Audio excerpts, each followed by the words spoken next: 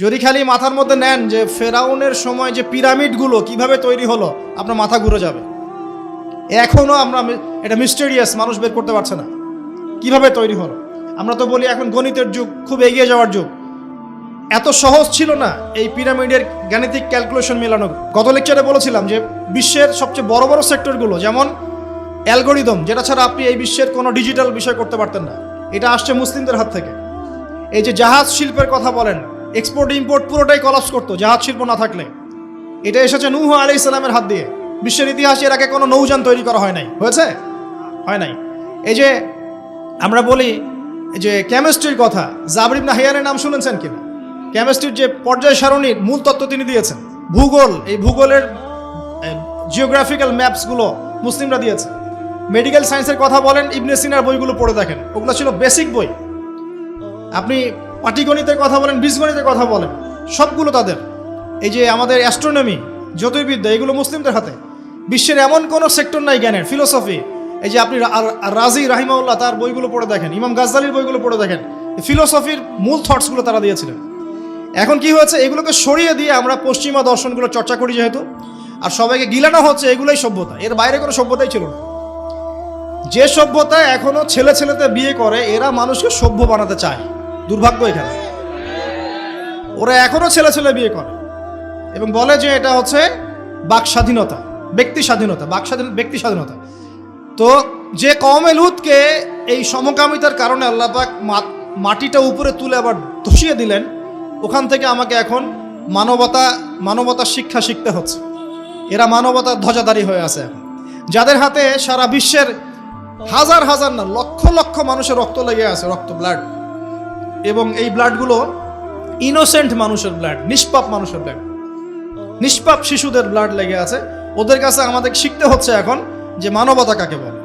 এর চেয়ে দুঃখের আর কি আছে মুসলিমদের জন্য? যারা সারা বিশ্বে সুদ খাওয়াচ্ছে মানুষকে, ওদের কাছে শিখতে হচ্ছে যে অর্থনীতির প্রোগ্রেস কেমন করে হবে। কথা বুঝতে পারেন না হয়তো, বুঝবেন ইনশাল্লাহ একদিন। তো আসলে বিষয়টা এমন না, বিষয়টা হচ্ছে যে ইসলাম আল্লাহ পাক দিয়েছেন প্রাচীন কাল থেকেই, এবং আধুনিক পর্যন্ত ইসলামই ইসলাম আছে। এর বাইরে কিছু মতবাদগুলো চলছে, এগুলোকে আমরা ইসলামের সাথে গুলিয়ে ফেলেছি আর কি।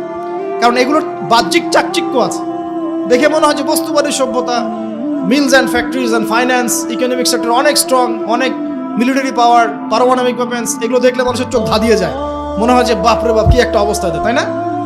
এটা বিগত জাস্ট 200 বছরের হিস্ট্রি। এর আগ পর্যন্ত আপনি যা দেখবেন সবই ইসলাম।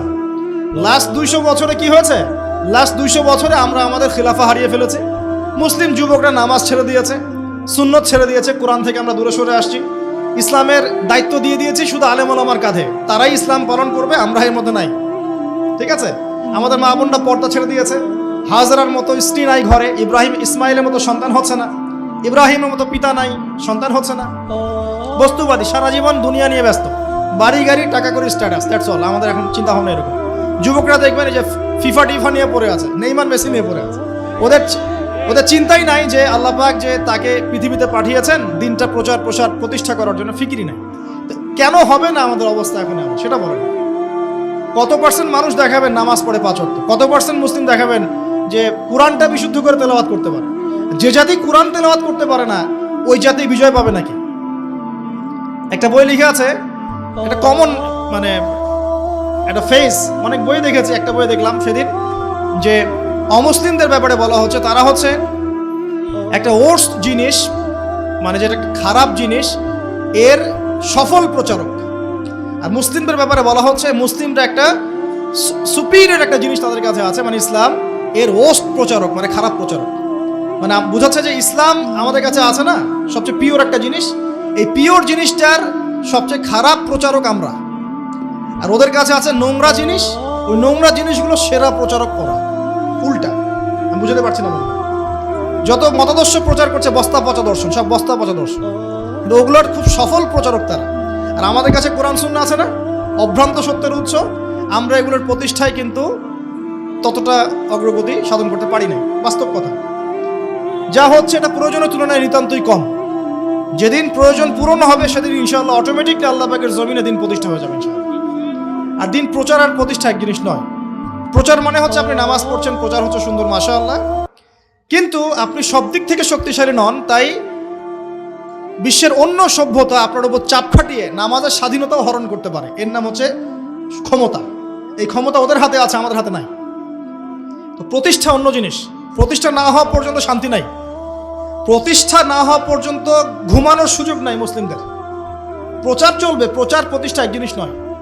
প্রতিষ্ঠা না হওয়া পর্যন্ত হাল ছাড়া যাবে না ইনশাআল্লাহ তাআলা। যখন প্রতিষ্ঠা হবে তখন আপনি সুকুনের সাথে ঘুমাতে পারবেন। যতক্ষণ পর্যন্ত প্রতিষ্ঠা হয় নাই সমস্যা আছে। যতটুকু চলছে এটাও থাকবে না, এমনও হতে পারে, আল্লাহ না করুক। এখন আসেন, আমরা জানলাম যে ইসলাম চিরায়তকাল থেকে ছিল। নবী সাল্লাল্লাহু আলাইহি ওয়াসাল্লাম তাহলে কি করলেন? তিনি কি নতুন কোনো শরীয়ত নিয়ে আসলেন? হ্যাঁ, তিনি শরীয়ত নিয়ে এসেছেন ঠিকই, কিন্তু তিনি নতুন কোনো ধর্ম প্রবর্তন করেন নাই। আমাদের একটা ভুল আছে কনসেপ্ট। আমরা বলি ইসলাম ধর্মের প্রবর্তককে নিচে লেখা থাকে সাধারণ জ্ঞান বইয়ে মুহাম্মদ সাল্লাল্লাহু আলাইহি ওয়াসাল্লাম। তা মুহাম্মদ সাল্লাল্লাহু আলাইহি ওয়াসাল্লাম কি ইসলাম নতুন করে প্রবর্তন করেছিলেন? বরং নতুন করে তিনি শরীয়তটা প্রচার করেছেন। তিনি কি লা ইলাহা ইল্লাল্লাহের দাওয়াত ছাড়া অন্য কোনো দাওয়াত দিয়েছেন? আর নূহ আলাইহিস সালামও তো লা ইলাহা ইল্লাল্লাহেরই দাওয়াত দিয়েছেন। আদম আলাইহিস সালাম কিসের দাওয়াত দিয়েছেন? লা ইলাহা ইল্লাল্লাহ। প্রত্যেক নবী কিসের দাওয়াত দিয়েছেন? ফেরাউনের সামনে মূসা কি বলেছেন? আল্লাহ ছাড়া কোনো ইলাহ নাই, তুমি তার ইবাদত করো, তাই না? তাহলে প্রত্যেক নবী লা ইলাহা ইল্লাল্লাহের দাওয়াত দিয়েছেন। নবী সাল্লাল্লাহু আলাইহি ওয়াসাল্লামের সময় এটাকে রিফর্ম করা হয়েছে, শরীয়তটাকে নতুন নবায়ন করা হয়েছে। তো নবী সাল্লাল্লাহু আলাইহি ওয়াসাল্লামের শরীয়ত আসার পর আগের শরীয়তগুলো চলবে কিনা? চলবে? যদি কেউ মনে করে নবী সাল্লাল্লাহু আলাইহি ওয়াসাল্লামের শরীয়ত আসার পরেও আগেরগুলোও চলবে, তাহলে কুফরের মতো থাকবে, থাকবে না? এখন এখান থেকে আমি আপনাকে বাকি অর্ধেকের দিকে নিয়ে আসি, একটু খেয়াল করেন। নবী সাল্লাল্লাহু আলাইহি ওয়াসাল্লামের এই ইসলাম প্রচার প্রসার আর প্রতিষ্ঠা করতে 23 বছর লেগেছে। কত বছর? উনি যখন নবী হয়েছেন তখন আরবের সমাজটার মধ্যে শিরক দিয়ে ভর্তি ছিল। শিরক আর শিরক, যে কোনো এমন কোনো শিরক নাই যেটা আরবে ছিল না আর কি। ঠিক আছে, স্ট্যাচু ওয়ার্শিপ হতে পারে, কবর পূজা হতে পারে, মৃত মানুষের পূজা হতে পারে, নাস্তিকতার চর্চা হতে পারে, সমস্ত শিরকের প্রকারভেদ আরবে ছিল। ওই সময়ে সুদের প্রচলন ছিল, ইকোনমিক সেকশনে মানুষ সুদ খাইত। ওই সময় মদ ছিল, মানুষ অ্যাভেলেবল মদ পান করত। নারীর অবমাননা ছিল, মেয়েদেরকে খুব একটা মূল্যায়ন করা হতো না। আর গোত্রীয় হানাহানি ছিল, গোত্রে গোত্রে হানাহানি। একটু অবজার্ভ করেন, এই 5টা সমস্যা কি এখন নাই? এখনকার বিশ্বে নাই। বরং শিরকের এখন গ্লোবালাইজেশন হয়েছে, হয় নাই? ইকোনমিক সেকশনে সুদের গ্লোবালাইজেশন হয়েছে না? এখন একটা জায়গায় সুদ সীমাবদ্ধ নাই, সারা বিশ্বের মানুষ খাচ্ছে না? মাদক কি একটা জায়গায় সীমাবদ্ধ আছে না? সারা বিশ্বের মানুষ খায়, ছড়িয়ে দেওয়া হয়েছে।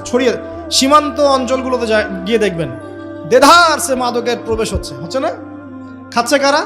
এই যে নেইমার আর মেসির ফলোয়ার যারা, ওরা খাচ্ছে না? খাচ্ছে। এরা কি মুসলিম না মুসলিম? এদের বাবা মুসলিম না মুসলিম? তাহলে গরুর গোশত খেলেই যদি মুসলিম হয়, আর নাম আব্দুর রহমান হলেই যদি মুসলিম হওয়া যায়, তাহলে আবু জেহেলও মুসলিম ছিল।